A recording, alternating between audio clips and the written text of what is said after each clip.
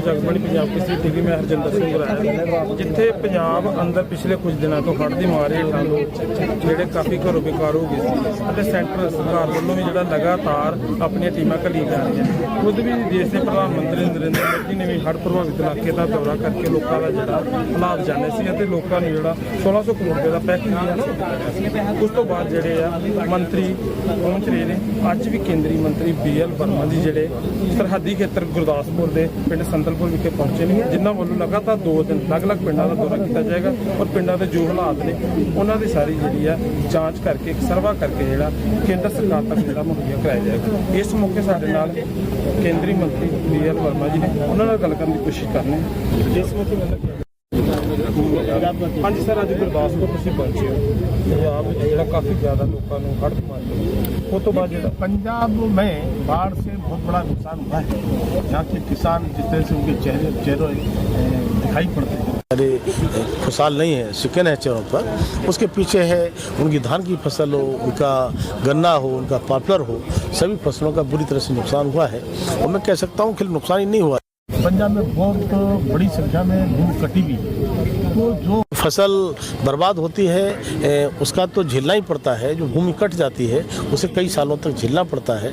लेकिन मोदी सरकार, मैं कह सकता हूँ, मोदी स्वयं आए थे, उन्होंने बाढ़ के किसानों से पीड़ित लोगों के साथ में उनका काम किया है, उनकी बात सुनने का काम किया है और 16 का पैकेज फिर से एक 12,000 करोड़ रुपये दिया है।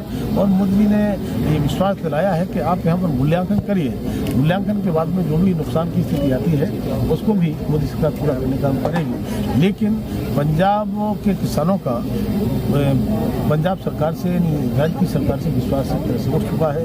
वो कहते हैं कि हमारा पैसा हमारे खाते में जाए, हमारा पैसा सरकार को न दिया जाए। और वहाँ पैसा दिया तो पैसा हमको पूरा मिलेगा नहीं। आदरणीय प्रधानमंत्री जी हमेशा बात कहते हैं कि 1 रुपये में 100 पैसे होते हैं, तो 100 पैसे के 100 पैसे सीधे खाते में जाएंगे तो किसान को मिलेंगे।